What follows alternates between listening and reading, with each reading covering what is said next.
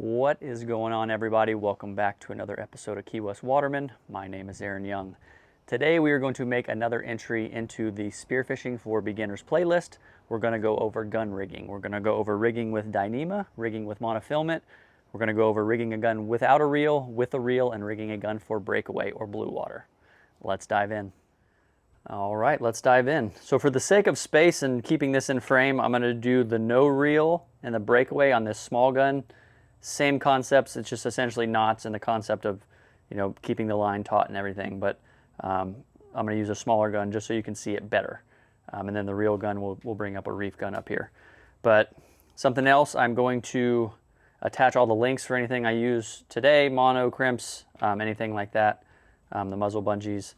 I'll attach all the links for it, and I'm going to do one with monofilament so you can see the crimping, one with Dyneema, and then we'll do the breakaway with whatever we have left. So we are going to start with monofilament. So when will you need to rig your new gun? Your line snapped, you got a gun that doesn't come with rigging, you bought it used, whatever it may be. There's a lot of scenarios where you will need to rig your gun. So you want the shaft in it, and I'm always going to start on the shaft side because I have to pull it taut out here. Either there's going to be taut to the reel, taut to the line release for a breakaway, or to the muzzle bungee on the line anchor. So I always do my first crimp or my first knot on, I don't think that's going to stay up, on the shaft side. So come through the bands like that. Crimping, very easy. I like these sleeves. I don't know the name of them. It has two separate tubes instead of one big sleeve. I feel like they do a little bit better. And down on this end, you don't need this loop to be very big. Just big enough that it can move freely over the shark fin tab, but not so big that you're gonna create muzzle wrap. So you can see just a little bit sticking out on that side. And I'm gonna bring that in a little bit tighter. About right there, I'm happy with. My crimping tool. And I don't personally go all the way to the edges on each. I'm going to do two in the middle, but not all the way to the edge. If you go all the way to the edge, I've actually seen it pinch the mono, and I've seen the mono snap after putting under a load. So I'll do two. Hopefully you can see that. So I didn't go all the way to the edge of the crimp. I did two in the middle, left the edges. I've just seen these have sharp edges on them and crimp that all the way down, and then you get it pulled real hard one way, and I've seen it actually cut the mono. All right, so now I'm going to flip this around. So start at the shaft. I'm going to go down and back. And I'm going to do a single wrap, just so I'm not wasting material, but if you want to double wrap, go down and back twice. Actually, I should have put this on first. This is a muzzle bungee. Let me go over these real quick. These are muzzle bungees. I use them only for, you can use them as a breakaway accessory. I only use them if I don't have a reel on. There's two options. You have a snap swivel. That is a snap swivel. This is a pigtail. Personally, I like the pigtail. If you're shooting smaller fish, this isn't a big deal. I've had, personally myself, and I've seen other people lose fish because of these. I've had these bend and snap on a big grouper or a big jack or something like that. I've seen wahoo straighten them out. I personally like the pigtail, but two different options, different strokes for different folks. So we'll get, this is our line anchor. Get our muzzle bungee in there, and what that does is the muzzle bungee is just a shock cord. So say you miss a fish, the line maxes out, it's a shock cord, so you're not putting a ton of stress on your crimps and your rigging. So you can see it stretches. Most of these muzzle bungees, any quality ones, will be solid core, so they'll never snap. The Spectre in there will be solid core, but that is what it's for. It's just to absorb the shock of the shot. All right, so down, back up. And then I just want to get a ballpark here, just so I know I'm not going to come up short. So somewhere around right there. did I put my snips? I'm losing my mind, I don't see my snips. Those will work, however. All right. So, the thing about mono is mono starts out fairly rigid. You can see over here, I'm pulling it tight, but it still has a decent bow in it right here. And it'll do it up here on the front too as well, especially if you double wrap it. So over time, from you stringing it, this will eventually, that bend will become tighter and it'll create slack. So when you're doing mono, you want it to be a little tighter than just barely taut. So what I do personally, that's no stretch in the muzzle bungee. So I'm gonna come to that point, and then I'm gonna go maybe another, say, inch-ish, just like that. Because like I said, eventually this will bend down, create a little bit of slack in there. You don't want it crazy tight, so maybe about right there. So what I'm gonna do is create that bend, I can see it.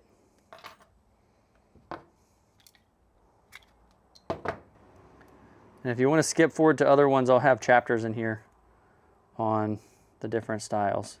The mono, the Dyneema, reel, first breakaway. Lost my scissors there for a sec. So I like to use a nice sharp pair of scissors because it makes the mono slide through the crimp a little easier. So you see it has that memory because that's where I marked it. So I want to go to that little bend there. So I'm going to crimp that.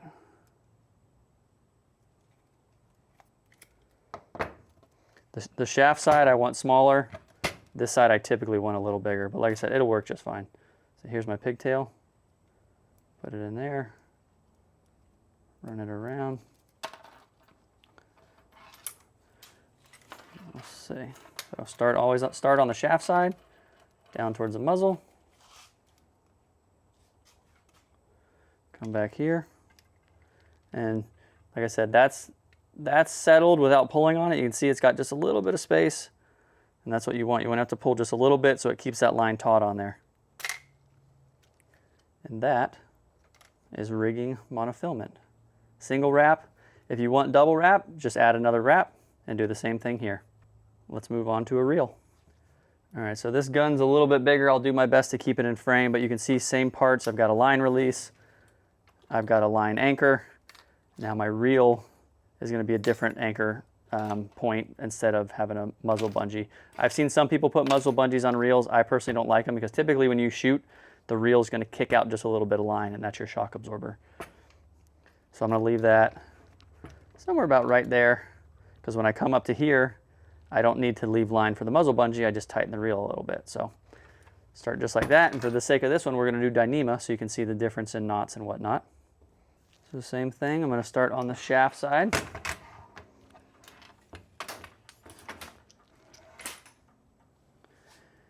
This is 1.9 millimeter Dyneema. I'm going to start, you can see the hole right there in the shark fin tab.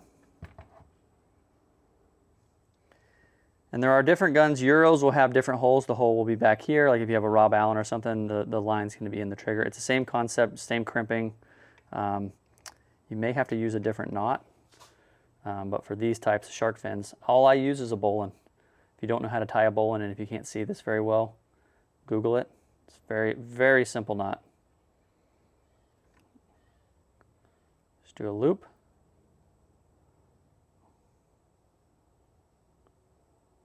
Go under, behind, and then back down.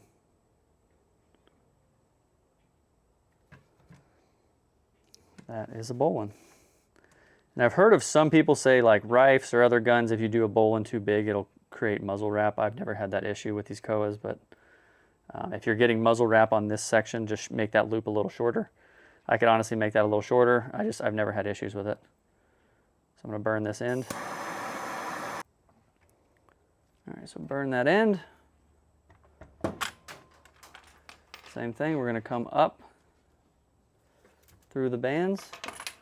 Hopefully you can see it. Sorry, this gun's a little bit bigger. Through the bands, through that notch. I'm going to go down and back up. So that's about right where I want to be, somewhere around here. And I need to leave a little room for that bowline because it does take a little bit of string, so leave 3 inches or so-ish.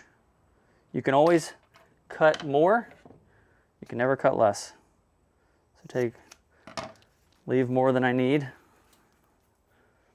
And all these little trimmings I save for wishbones and tying bands and stuff like that. So this is a single wrap. Again, you want a double wrap down and back twice.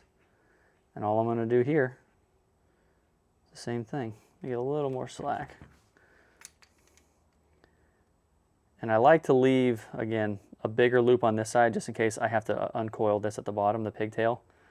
I have videos of me down in the bottom inside caves trying to do that, and a bigger loop makes it a little easier. So there's my bowline. Start with a loop, go through it, behind it,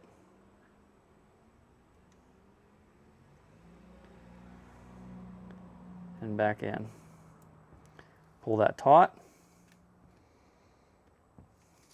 And if you tie that bowline correctly, I have never, unless, which even then, because I normally change it before then, I have never had one of these knots, these bowline knots with Dyneema, as shooting line give. If you tie it correctly, I've never had one give.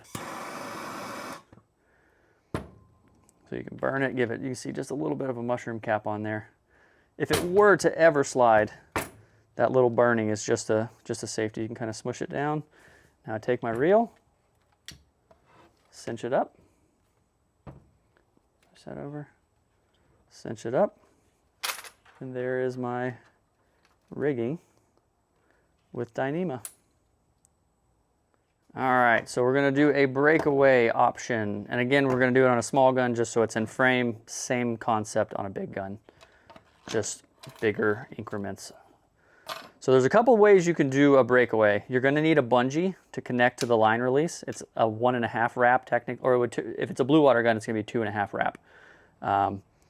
You can, if you wanna go the budget option, you can buy this stuff at West Marine. It's just a little bungee cord. You can use that. You can use a muzzle bungee. They actually have what they call float line adapters. You can buy those as well. Depends how much you want to spend, what you want it to look like. There's different ways to do it. They all work. So same thing. I'm gonna start, whoop, gotta put my crimp on there first. Start at the gun side. And this is for breakaway. And when you're gonna use a breakaway is if you have a float line and float connected to the shooting line, but it's not connected to the gun. If you want to do it, you can connect it to the gun and connect the shooting line to the gun. That's a different story. I don't like that. It's a different type of breakaway. This is for when you want to shoot and the line, the shaft, and everything breaks away from the gun. You swim up with the gun and the fish fights afloat. So start at the shaft. This is an open track, so it's going to be a little different. So down. And because it's a breakaway, we're going to want, instead of ending it here, we're going to end it here because we want it to break away at the back of the gun. Less chance that it's going to get wrapped, caught up on something. So we're going to give it too much room. We're going to cut it somewhere right here. Depending on how I do this, how do I want to do this? I'm not going to waste this piece because I can still use this if I tie it tight and maybe cinch down. Actually, no, we'll do it the cheap way. Why not? So if you're going to use one of these guys, what you're going to do, connect it here and do the same thing I kind of did up here on the line anchor. And just do that again. Make sure you pull it tight. It's got a little bit of stretch in it. And then you crimp it off and it's connected here. So when you shoot, everything breaks away. Nothing is tied to the gun. And your float line will clip on this loop, but we'll do it with a bungee so you can see it that way as well. So this bungee, for the sake of education, I could still use it. I can save it later. Just do an overhand knot like that. Pull that tight. See about where we are. So that's going to be clipping off like that. I do want there to be some tension there. So we're going to give that a bend. Put my mark in that so I can see it. Just like that. If it won't slide through, get some sharp shears. So you can see how much bigger that loop is. crimps.